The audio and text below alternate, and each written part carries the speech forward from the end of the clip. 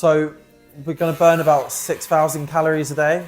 So Right. we need to try and take enough for 6,000 calories each. So it's slightly different to the last row. On the first row, we took mostly dehydrated food. Okay. So we had a water maker, so we'd make all our own water, boil it, and then you mix that in with the dehydrated food to rehydrate it. Okay. And then we'd eat that, and then for emergencies, we'd have wet food. So that's already pre-cooked, long-lasting food that we can eat straight away in case of an emergency. So on the new row, we're actually using army rations. So it's what they issue to soldiers when they're out on an operation. Where is it?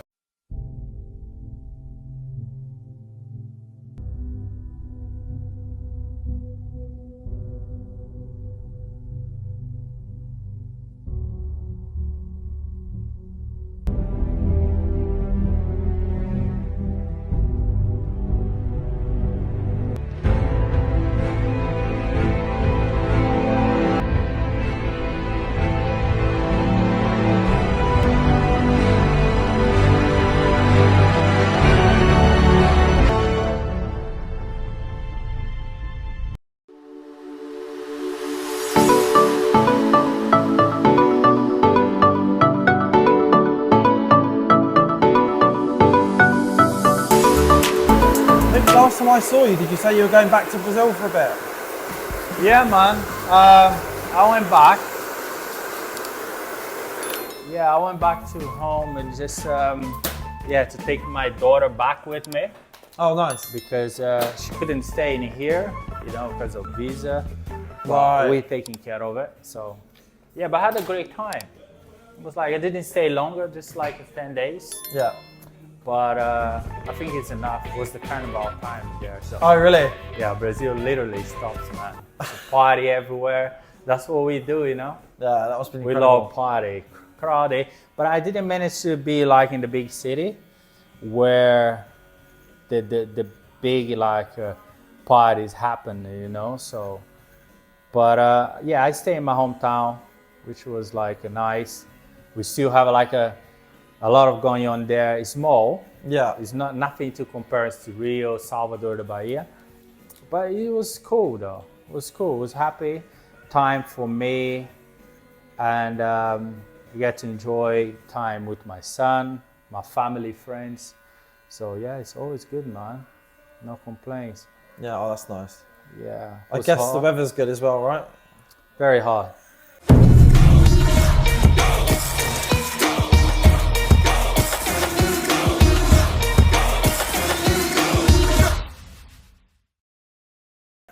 What about you, man? After this trip, do you think what's the next? Like, do you take have you taken any time off for yourself, or your girlfriend going away or something? Yeah, Like that? we need to do something. So she came out to see me in Antigua when I finished the last one. Right. So we had a week there together.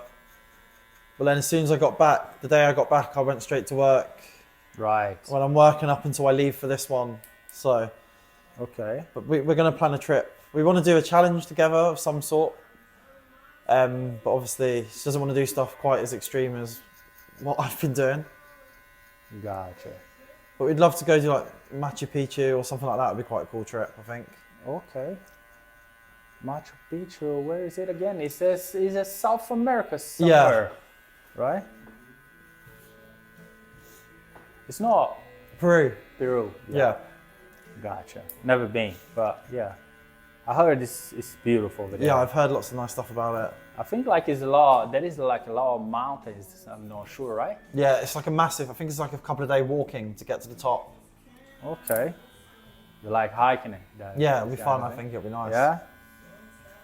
I haven't done that. I mean, I don't like to walk anyways, but probably in those places where it's beautiful, a lot of things to see. I believe that's gonna be awesome place to be in.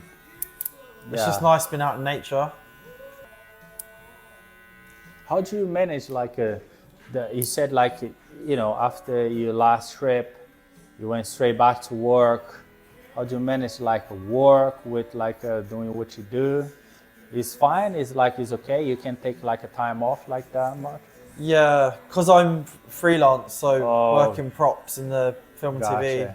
industry. Okay. Yeah. So the contract, I've got a contract now, but it finishes a week before I leave, Right. a few days before I leave. Yeah. So it's worked out perfectly. Amazing. And then hopefully when I get back, I'll just jump onto a job somewhere, find some work when I get back. Okay. Cool. But how do you feel about like this next trip? Like, are you very excited? I assume. Yeah. Scared a little bit as well, or not really? Are you good about it? I'm super excited about it, but I am aware of how awful it's going to be. Like, it's enjoyable, but at the same time, it is really challenging. Like, the sleep deprivation really gets to you, being hungry. So since I've gotten back, I've got back into training. I've just basically worked to rebuild, to like be better than where I was when I left. Right. But it's almost like you're going to lose all that progress again because your body breaks Okay. down for 2 months. Okay. And Fair enough. how we're going to do it on this boat, you'll get 4 hours of sleep a day. So everything going to plan, you get 4 hours of uninterrupted sleep. The rest of the time you're rowing or you're navigating. Right, because this is a little bit changing because from heard the first time you guys having like a rotating between like 2 hours each, right? Yeah. So in the last one, it was you row for 2 hours and then you'd have 2 hours rest. Okay. So yeah, this one, It's 2 rolling and then the one taking a break for 2 Yeah. hours. Okay, you take turns. yeah. Okay. Then this time is going to be 4. Yeah, so it's because where you go around the UK with all the tides and the weather changes, there's so much traffic as well, like other boats you have to look Okay. out for. So you've always got to be on high alert, basically. Gotcha.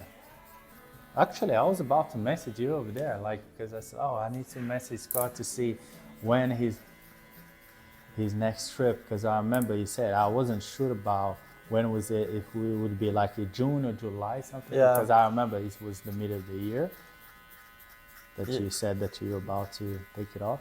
Yeah, so it'll be 1st of June, 6 a.m. is when we're leaving. Right. Because we're going to leave from Tower Bridge in central London. And to Okay. leave the Thames and that type of boat, you have to leave on a high tide. Right. Because as the tide flows back out to sea, it helps you get out. Okay.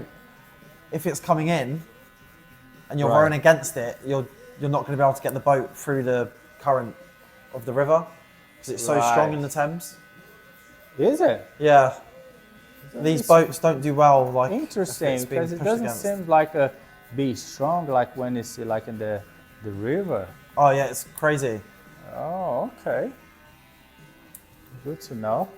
And it's fine if you're on like a powered boat, but if you're rowing it, it's Then how Much long more it takes difficult. for you to get out, like go through the river, get into the proper sea? yeah, like, probably about 8 hours, I think. 8 or 12 hours, yeah. So when we leave, we have to just row as fast as we can to get out. Because if we don't get out of the river before the tide changes, you'll get stuck, pushed back. So you'll have to sit somewhere, wait another 6 or 8 hours for the tide to change. Then you can move on. Right. And that would be a really bad way to start the trip. But there is no way for you guys like the depart like it can't be from like somewhere ahead, like which save you like a time to get out, like to navigate into the river. Well, yes, we could do that. But to get a record for the fastest, Oh. so you'd have to start from Tower Bridge. That's where Tower they did a Bridge. record from. Ah, the records would start from there. Yeah. Okay. So if we want it to be official, and also I thought it's really cool because I've grown up in London. It's like really iconic. It'd be so Yeah. cool to row a boat through London, basically. Yeah.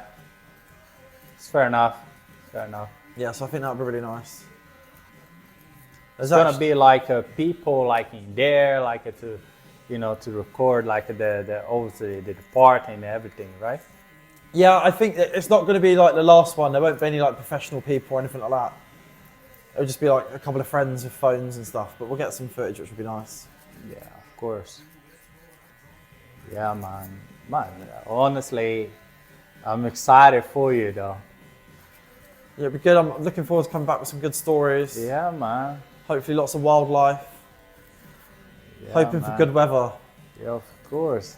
Be waiting for you to come back and make that true. Then I get to know, like, yeah, the second episode is gonna be awesome, man. I bet like everybody will be like, damn, oh, what happened with Scott? How did I made it too? No, it's nice for doing this. I'm glad you're getting to test out the microphones and everything. Hopefully, it's all good. Right. Oh, one more thing. Just make sure to get like a proper the tunes all set up on the Spotify, because the other guy messed it up a little bit, right? Yeah, we lost all the music on the last row. Yeah. God. So we had to listen to the same songs on repeat. Yeah, make sure though. Oh, for sure. I'm going to download loads of podcasts, loads of audiobooks. Absolutely. Because otherwise, I bet you guys are going to get boring. Oh, yeah. You run out of things to talk about sometimes. Yeah. I mean, but now this time, I bet like you're more prepared for that, you know? Yeah, I'd like to think so. Yeah. Yeah, audiobooks and podcasts just make it so much better, especially if you're rowing at night on your own. It's nice to have something to listen to. Gotcha. Oh, how it works? Like yeah, this is interesting. You mentioned it, like how it's like during the night. You still guys having like a carry on, like the rolling, because you never stopped. Yeah, so we just go. So on the Atlantic, 24/7, someone's always rowing, so you're always keeping the boat moving. Okay. And we'll try and do the same on this row around the UK. The only thing with this is you have to get all the timings correct, because all the currents and streams push you around. The wind pushes you, all the weather affects you. So there'll be times you can't row against it because it will be too strong. Right. So you'll have to just either slow yourself from being pushed back or find somewhere to stop and put the anchor out. Okay. And then wait for the conditions to change so you can actually row against it. Right. Everything you got, like everything figured it out, like in terms, what it do, in terms calculated, everything, right? Yeah, it's like chess almost. Okay. So like you have to figure it out every day, always changing. If you don't get to certain places at certain times, you won't be able to get past. Right. So like if it changes on different parts of the countries, the streams are just crazy fast.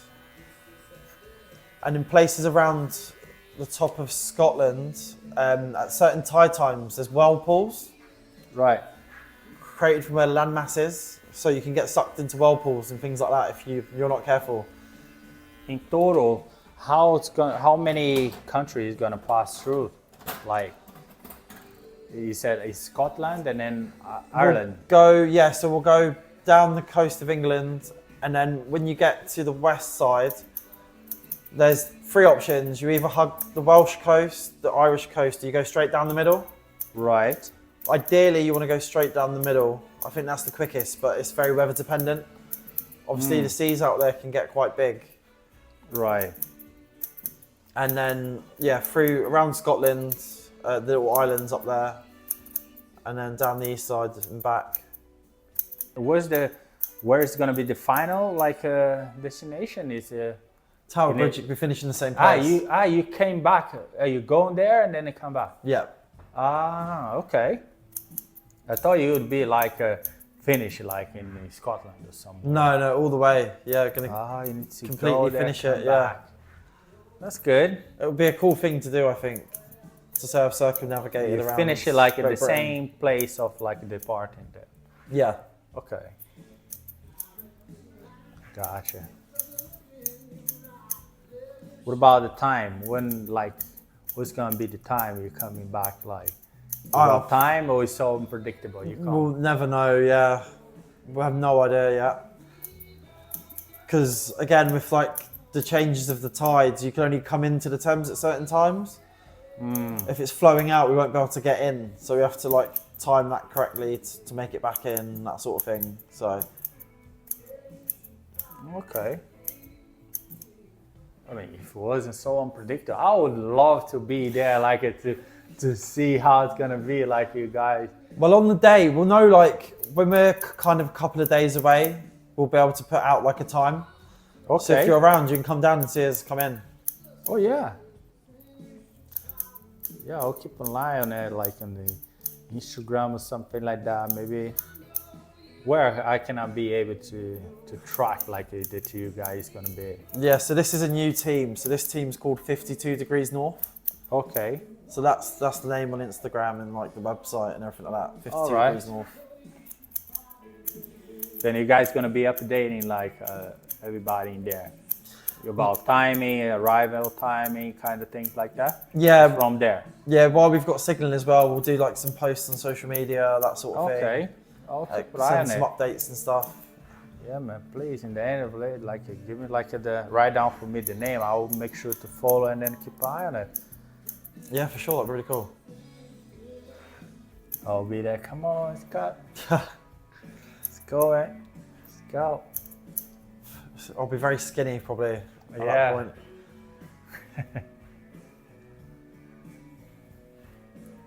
Be waiting for you with my clipping and season, man. It's time. I love it, yeah. I'll need it for sure.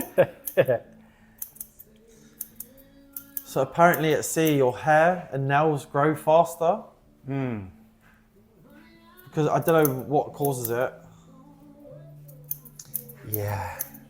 Hair growing is like so unpredictable, you know. I feel like it's something to do with seasons as well. Sometimes they grow so quickly, sometimes it slows down a little bit. But yeah. But you're lucky, because mine is still like for the past 5 years trying to grow in it. See? It's too much stress. Yeah. That's why. It suits you though, having the shaved head. I don't think I could get away with it. So it's a lot of easier, you know. I can't imagine myself like with the hair imagining. I'll be looking like a dumb. I was like, nah, man, come on, don't do that. How is that looking so far, man? Yeah, it's looking good. It's good, right? More lighter now. Back then, when you're coming back, you're gonna be like almost in the end of the summer. Yeah. Yeah, in London, basically. You're gonna be back in August, something like that. Yeah. Maybe End of July, start End of of July. August. Yeah. Sooner the better, but Yeah. we can only control it so much. Gotcha. But I missed winter last year because the Atlantic is December and January. Right. So for the most part, had nice Caribbean weather. It's like 30, 32 degrees every day, sunshine, which is nice, but also tricky. Tricky because I believe, especially for you, because you're not kind of like built for that, used to it, right? Yeah, well, and being a ginger as well, we're more prone to getting Is sunburnt. Right. So I had to wear a big hat, long sleeve tops, stuff like that when I was rowing. Okay. Lots of sun cream. Right. If you like, it doesn't make it like a little bit more hot because we're like trying to cover up you. Oh yeah. Protecting your skin, then it must be like a horrible, more hot, no? Oh yeah, it is. So I'd wear cargo trousers as well, which were like UV protection ones. Okay. So I was basically fully clothed in the sun, but it's the only way to definitely not get burnt. Right. How do you guys prepare with like the food? Like, how do you guys prepare it? How does that works in there? So we're going to burn about 6,000 calories a day. So Right. we need to try and take enough for 6,000 calories each. So it's slightly different to the last row. On the first row, we took mostly dehydrated food. Okay. So we had a water maker, so we'd make all our own water, boil it, and then you mix that in with the dehydrated food to rehydrate it. Okay. And then we'd eat that, and then for emergencies, we'd have wet food.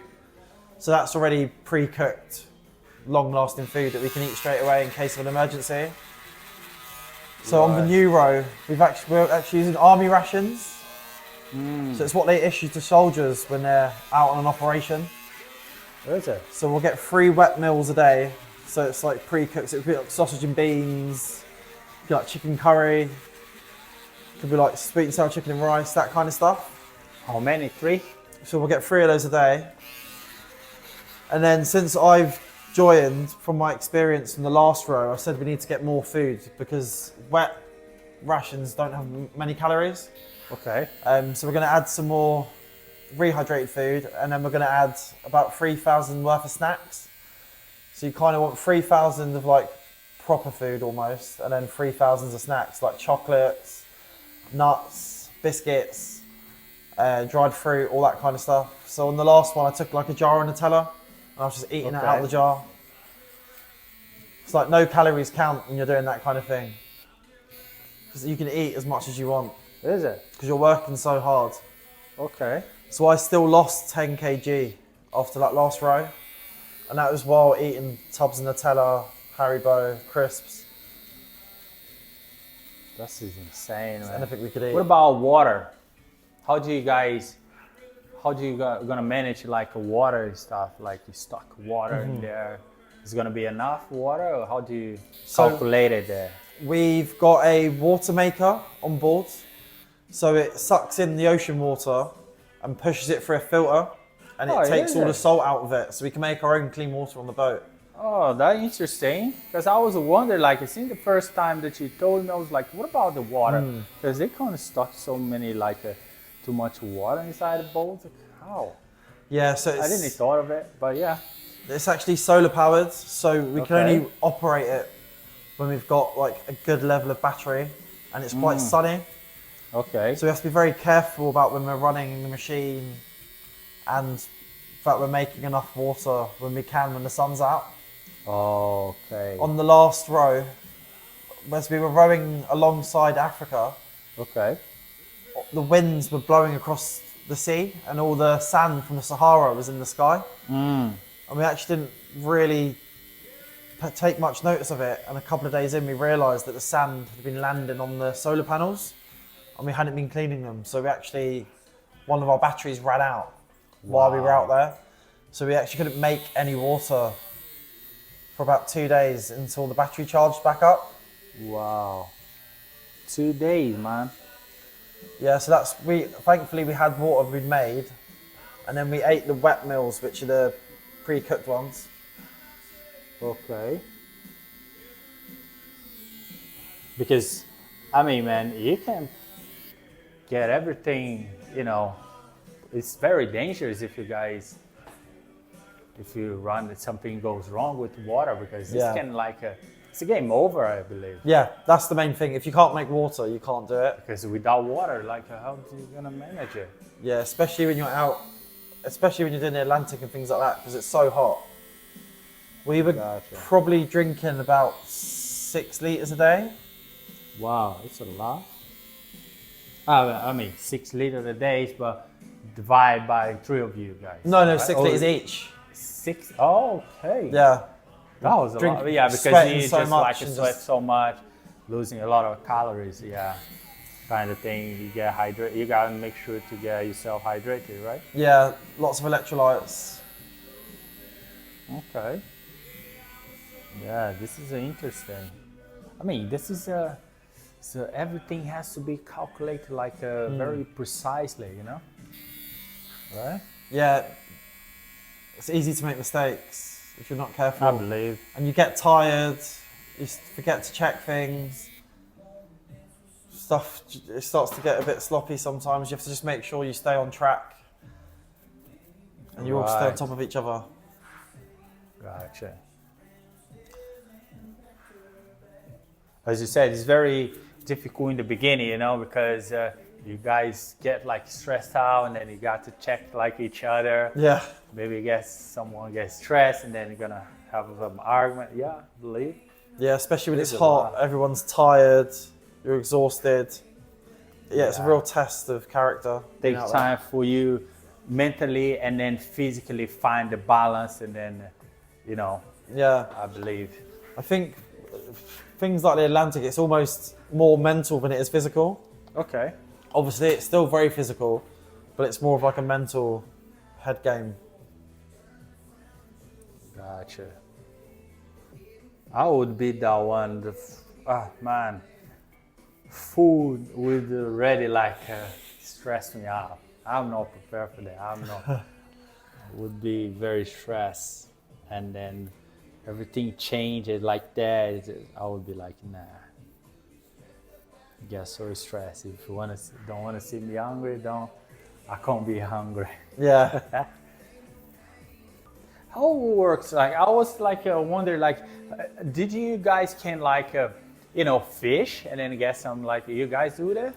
We didn't do any fishing, but there's some other people that have done fishing and caught massive dorados and stuff like that. So people do it, and they can cook the fish on the boat. Like, you can either boil the fish or you can eat it raw with like lemon and lime. Okay.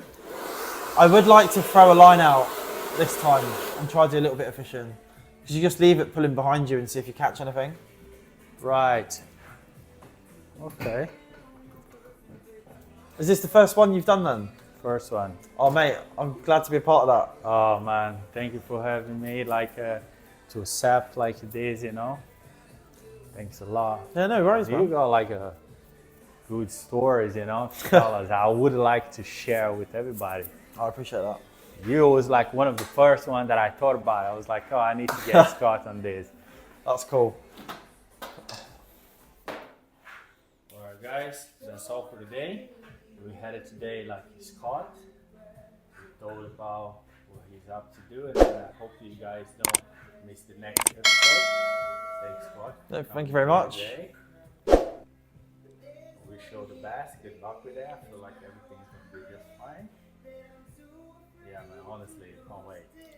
I appreciate it. Thank you so much. And this looks amazing. I'm very happy. Yeah, let me show you the back of the side.